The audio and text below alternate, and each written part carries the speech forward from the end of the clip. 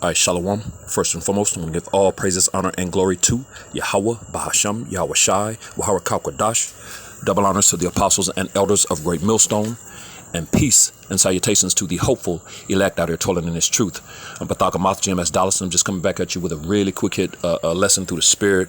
Just going to roll through the Spirit, man. I don't have anything really put down to go, really go into, but I did want to kind of address and go into something real quick that, I was listening to a person that was giving a testimony on how things are really starting to click and make sense, what his truth is concerned, you know what I'm saying? And, they came to the conclusion that the Lord controls all things, which Christians don't understand that. They think, you have the Lord and then you have Satan, and Satan is kind of doing his own thing, doing whatever the hell he wants, not understanding that Satan is controlled by the Lord. He's doing the bidding of the Lord on the left-hand side, man. You know what I'm saying? But they came to the understanding, former Christian that's been kind of listening and learning. And they said that they understand that the Lord controls everything, and that he could put a stop to these things and this devil if he wanted to, but that he's allowing these things to happen in the earth and these devils to do what they're doing, which was a key point. And it was like, exactly, you know what I'm saying? Which reminded me, which I'm going to get right into the scriptures. I'm just going to, go wherever the Spirit takes me, in this lesson. And it reminded me of a second. I'm just sitting outside, man, in the Spirit, you know what I'm saying? So if you hear some dogs bark or I'm outside. So, and it reminded me when they said that, the Lord is allowing, I was like, exactly, you know what I'm saying? Which that's in the scriptures, you know what I'm saying? So this is 2 Thessalonians, the 2nd chapter, and verse 7, and it reads, "For the mystery of iniquity doth already work." And of course, we know the mystery of iniquity represents Esau. You know what I'm saying? These Edomites, the so-called self-proclaimed white man, woman, and child in these times, man. They're the man of sin. As a matter of fact, when you jump up to the verse 3, it says, "Let no man deceive you by any means, for that day shall not come." And what day is that talking about? The day of the kingdom of heaven, man. You know what I'm saying? "Except there come a falling away first." And that falling away happened. So let's get that real quick. In Jeremiah, the 17th chapter, and verse 4. This is Jeremiah 17:4. And it reads, "And thou even thyself shalt discontinue from thine heritage that I gave thee, and I will cause thee to serve thine enemies in the land which thou knowest not. For ye have kindled a fire in mine anger, which shall burn forever." And we kindled that fire primarily through idol worship, man. You know what I'm saying? Going off, man. Jake was being wicked, going out here committing sin, and preparing the sacrifice for to repent for those sins before even doing, premeditated, man. All these things. Jake was being wicked as hell, man. You know what I'm saying? So it kindled that fire, and the Lord's anger, and the Lord basically took our heritage from us, man. We forgot who we were as Israelites. We forgot who our power was, and became heathen, man. So it says, "And thou even thyself," he was talking to Jeremiah, because all these things were going to happen even to those that were the righteous of our nation, man, because our whole nation wasn't wicked. You know what I'm saying? So this was going to happen he was letting them know it was going to happen to him too, to Jeremiah as well. "And thou even thyself shall discontinue from thine heritage that I gave thee." And we were going to all have to go through this. "And I will cause thee to serve thine enemies in the land which thou knowest not." And that happened, man. It's in that you can go into that in the curses in Deuteronomy, the 28th chapter, man. You know what I'm saying? 15 through 68, man. And we got brought to primarily to the Americas. Of course, we were scattered throughout the four corners of the earth, but into all nations and lands and people and tongues, and but primarily here in the Americas, man. You know what I'm saying? The nation was scattered. So we had to serve our enemies, that captivity, man, that slavery, the transatlantic slave trade, which started in 1492. Everybody thinks that it's the 1600s, man. You know what I'm saying? But no, man, 1400s, man, the latter 1400s, man. You know what I'm saying? Was the beginning of the transatlantic slave trade, man. You know what I'm saying? So with both kingdoms, northern and southern, man. You know what I'm saying? So it says, so we were going to discontinue from our heritage, And we want to serve our enemies in a land which thou knowest not, man. Primarily here in America, for ye have kindled a fire in mine anger, which shall burn forever. So that was that falling away that had to happen, man. But we're in a time of the remnant returning, man.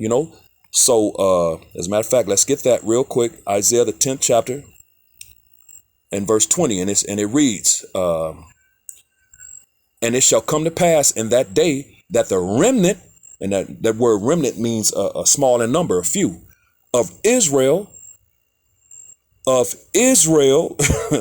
and such as are escaped of the house of Jacob, shall no more again stay upon him that smote them, but shall stay upon the Lord, the Holy One of Israel. So we're not going to, the remnant is not going to stay or depend or rely on these devils anymore, man, because when you read in the curses in Deuteronomy 28, it said that we was going to have to go to this dude for the want of all things, or for the need of all things, man, roughly paraphrasing, but we're in the times of the remnant returning. The Lord is giving things back to that remnant, man. So we don't have to depend on this devil like we once had to, man, So we're returning, but it says the remnant shall return, man. That's that returning, man. From our heritage being taken from us, man. Realizing we're Israelites, man. You know what I'm saying? It's part of that. So verse 21, and it says,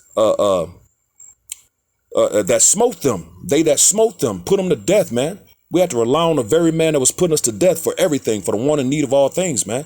But it says the remnant is no longer going to rely on this dude or depend on him, but they're going to rely and depend on the Lord, the Holy One of Israel.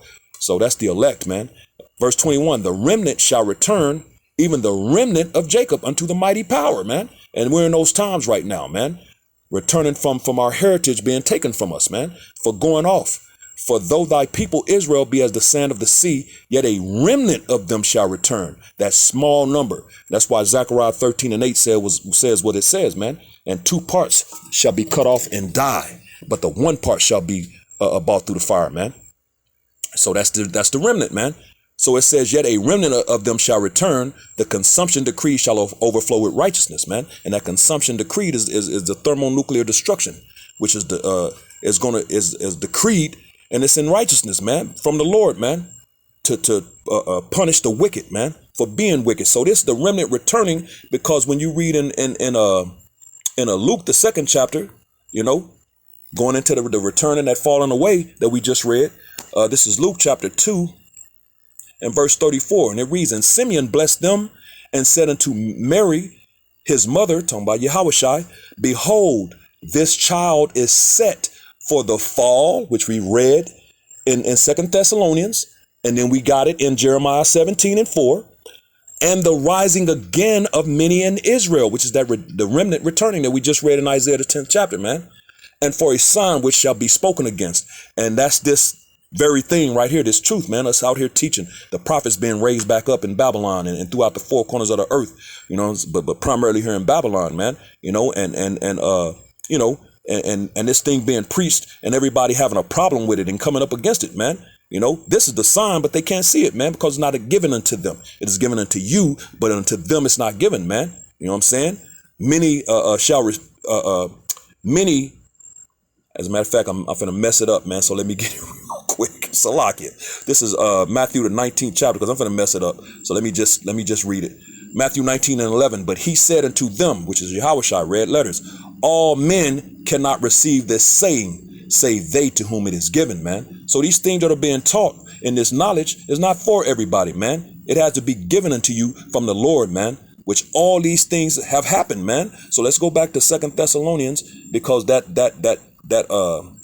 sparked me to go into this right here, man. So we'll go back to verse 3, 2 Thessalonians 2:3. Let no man deceive you by any means, for that day shall not come except there come a falling away first, which we just went into, the falling away and the return, the remnant, and that man of sin be revealed, the son of perdition, which we now know who the man of sin is. The earth has been given into the hand of the wicked. Job 9:24, man, and sin is the transgression of the law pursuant to 1 John 3:4. And iniquity is sin upon sin, man, and Christians do that on a daily basis, man. And I've been saying here as of late, if there was a hell to go burn in, they would be the first in line with gasoline draws on, man. And they're out here looking at us like we're crazy, teaching that madness, man. You know what I'm saying? But it says so that falling away had to come first. And it says, and that man of sin be revealed, which we know who the man of sin is now, man. The son of perdition, Esau, he's the wicked, man, pursuing the Malachi 1:4, man, he's the border of wickedness. And when you read in Romans the 9th, as a matter of fact, let's get Romans the 9th chapter real quick.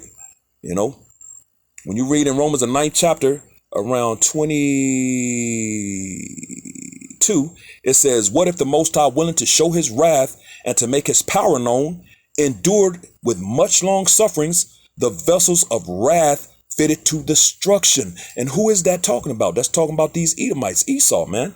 They're the vessels of wrath fitted to destruction, those vessels of dishonor, man. You know what I'm saying?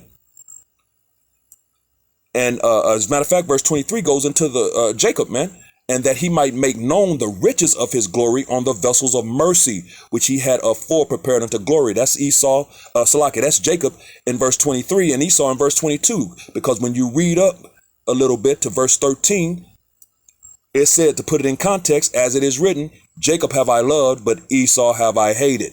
So Jacob is that vessel of mercy because the Lord loved him, and Esau is that vessel of dishonor fitted to wrath and destruction because the Lord hated that vessel, which are nations of people, man. You know what I'm saying? So let's go back now back to 2 Thessalonians, the 2nd chapter. So he's the man of sin, the son of perdition, that's going into destruction, the son of destruction that's going into destruction because he's the son of destruction. Look into the earth, man. He's all about destruction. Chemtrail in the air, GMO in the foods, poison in the water, everything that he's doing right now to enslave you, trying to depopulate, what I'm saying? The juicy juice that put a whole lot of people to death that he knew what the juice was going to do, man. You know what I'm saying? And everything that they're doing, preparing for you in the near future, man. All the dark winters that they talk about and just all this madness, man. Their new world agenda, man. That that NWA, man. That new world agenda. You know what I'm saying? All of these different things are because this dude is the son of perdition, the son of destruction. He's all about death and destruction, man.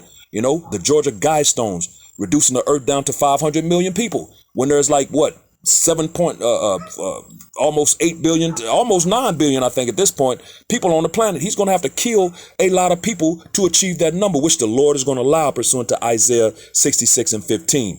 And the slain of the 15 and 16, and the slain of the Lord shall be many, man. And Yahushua has that same sentiment. That's why he said in Matthew the 10th chapter in verse 34 that he's coming to bring a sword, not peace. You know what I'm saying? But a sword, man. But this devil has been revealed, man. Just like the scripture saying in Revelations, the 1st chapter, Yahushua had to be revealed, because he had been covered up. This devil was covered up too. He's Satan, which had transformed himself into an angel of light pursuant to the scriptures, man. So he had to be revealed too as the demon, the devil, the wicked that he is, the devil and Satan, man. You know what I'm saying? All of these things. So the time of his revealing, right along with the time of the revealing of the true Messiah, man, who is a so-called black man from the tribe of Judah, not that stringy-haired white dude or red dude that you see on the paintings, man. There is no white and black, man. That's a social construct, man.